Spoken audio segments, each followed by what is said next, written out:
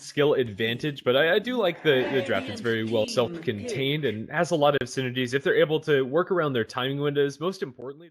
Which is another little nice component of that always is pretty cool. So the dual mid, the thing that we always see now at every single game, I feel like.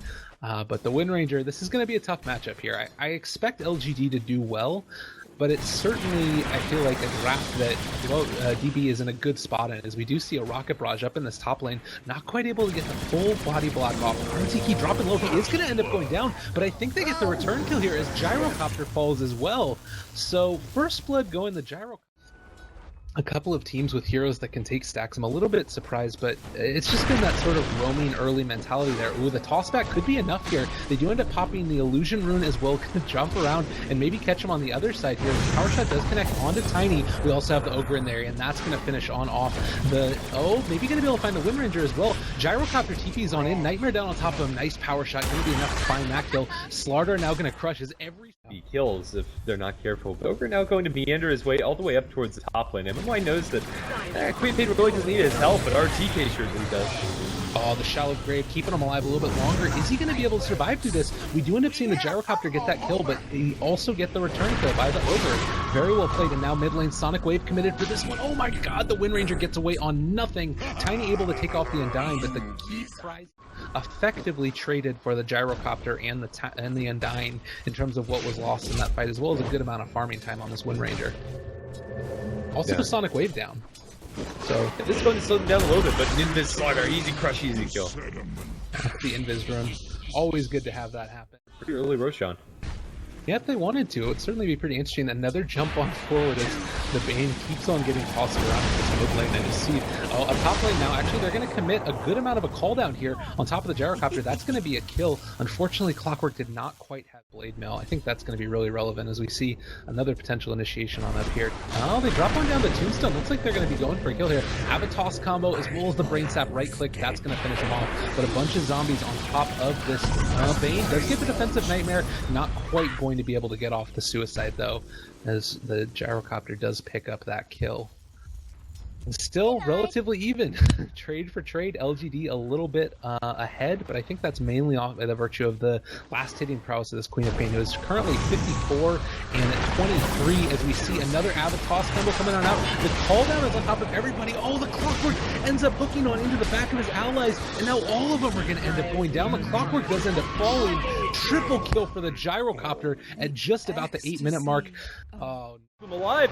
Nightmare is going to hold him in place, and I don't see him getting out of here. They're going to toggle the Nightmare away. Queen Pain has a blink, gets in range. Scream will be lethal. Nicely done. We also have a Brain Sap coming on and out. Another couple right clicks should be enough to finish on off that Undying. The kills are just going back and forth. Nobody in the top lane at this point in time, as everybody wants to party. Angling for this Clockwork, it's really hard for both of these teams to commit into the enemy. There's so many tools they have zoning him out. The Shackle attempt.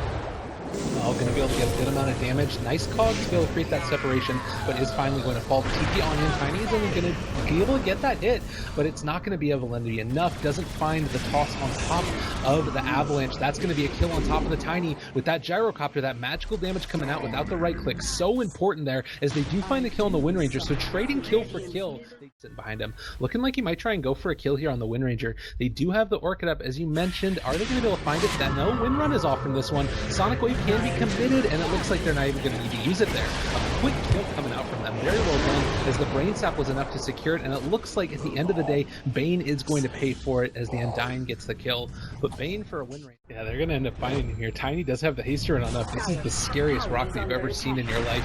No TPs as of yet. The Avalanche is going to be able to be committed there. Toss on back. There's going to be the Fire Blast as well as the Orchid, and should be a kill. Actually, is able to stay alive with the stick charges. Does end up dying to the Orchid burn, and now Wind Ranger might be in a little bit of trouble. We actually also have the Slardar in the area. Ogre falling pretty low.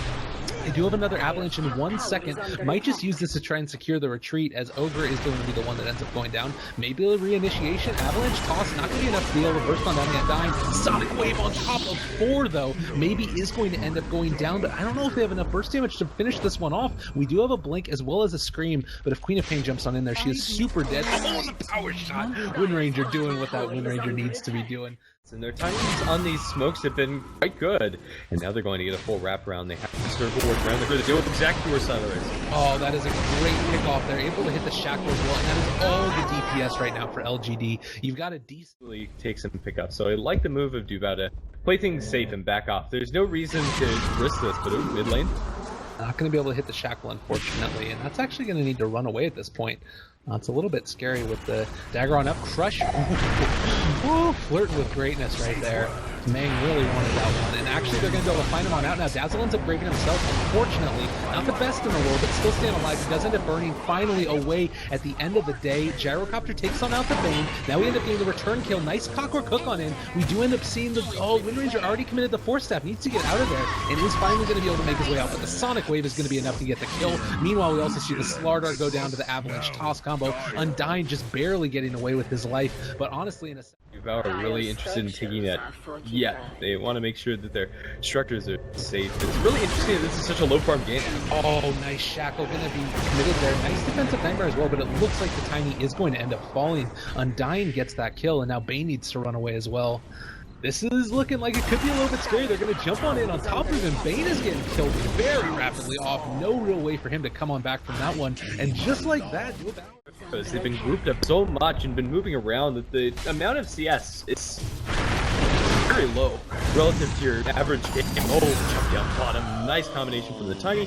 Going to blow him up. The Sauter was just down. Find this pickoff here, that would be pretty big and maybe going to set themselves up for a nice little team fight here, but as of yet haven't been able to find that kill. Still does have that hook shot, he wants to commit it. Nice shackle, going to be committed yet again. Tiny separated from the rest of his team. There's going to be the call on everything else, and this Tiny just keeps on getting blown up. This is the problem with the Blink Dagger build, is with the cloak as well to bolster his effective HP against the Tiny combo top lane.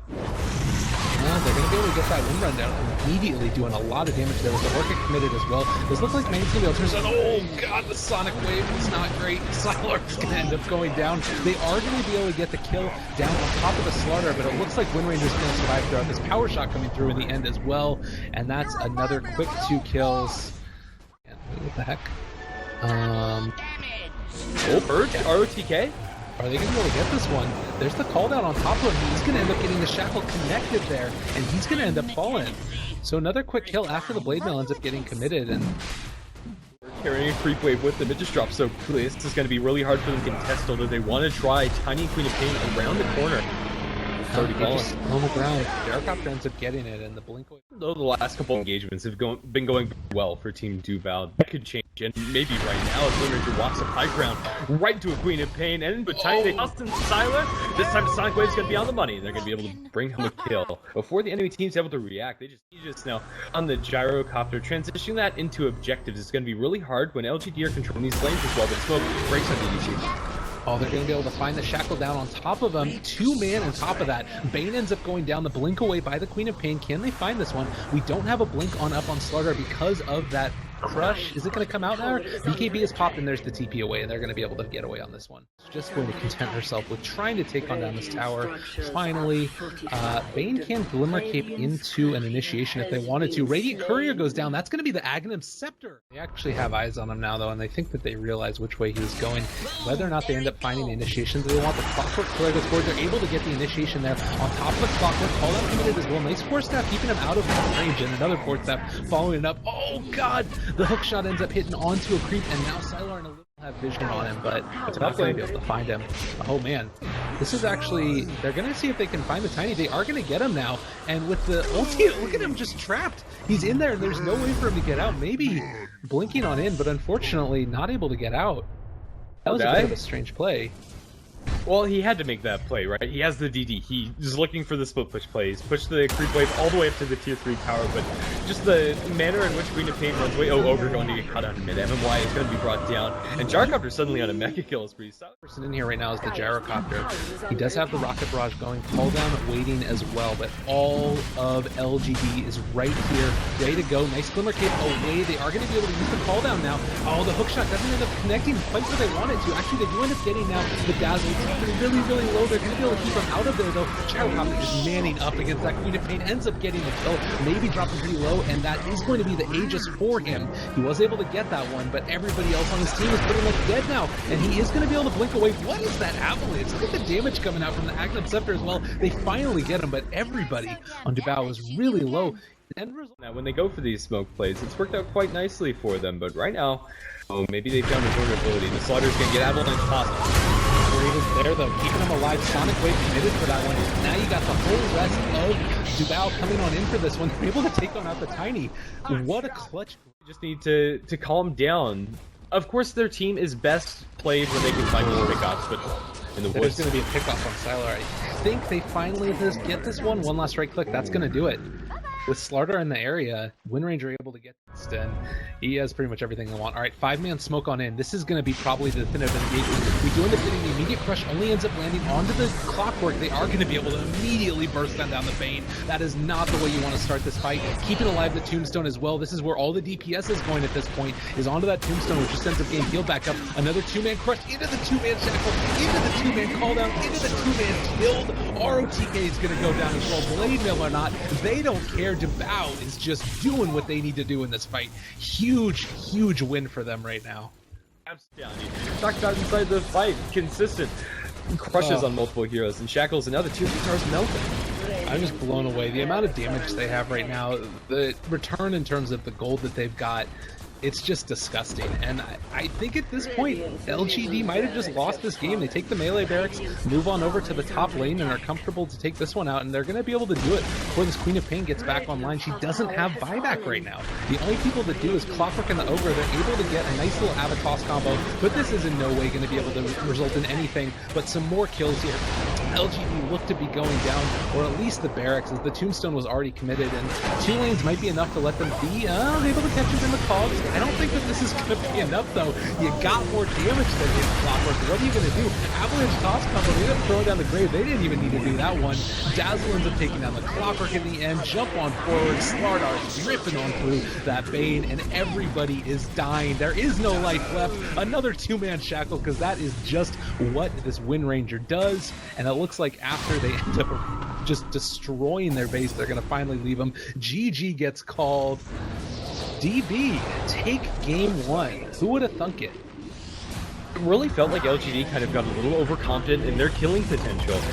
They try going for these solo kills, then they keep on trying. There was like 5 times where Tiny jumps in, he gets controlled, they turn around, get 1 or 2 kills afterwards. I'm talking about duobao here, and it just never changes the game plan. It kind of feels like LGD do need to keep their cool and adjust, not be so rigid in their style of play going through this game. If they went more heavily towards the split push style, or if they just look to take 5-on-5.